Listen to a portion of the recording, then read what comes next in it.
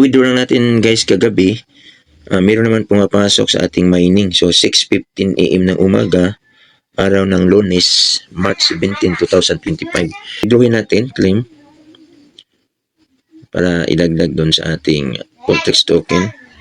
So withdraw naman tayo guys. Approve natin. Passcode. Passcode. So yan po. So hintayin natin na mag-zero siya. So pag mag-zero yan, papasok na yan sa ating Poltrex token. Pasok yan sa Trust Wallet. Okay. Hintayin natin na mag-zero. Yan, nag-zero na. So andito na yan sa ating Trust Wallet. Home. So 1860, meron tayong 1860 na laman dahil po yan sa direct referral at saka binary, no. So i-replace natin, madagdagan yan. Yan, naging 2,307. So ang lupit, ang bilis to. 2,307, ibenta natin. Magkano ba yan? Click tayo sa Discover. Yan. Tapos i-click natin dito po, sell. I-sell natin. Click natin dito sell. Ilang polygon ba yan?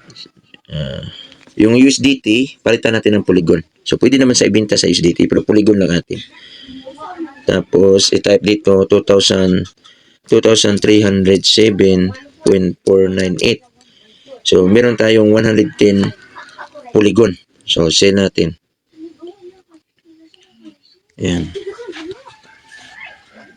110 polygon. Approve. Yan. Okay.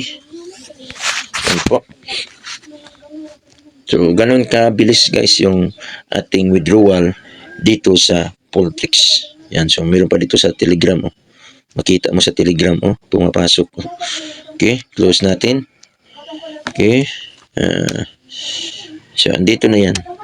Okay. I-refresh lang. So, anytime pwede na yan mabinta sa GCash mo sa GCrypto 1351. Okay? Thank you for watching po. Bye-bye and God bless.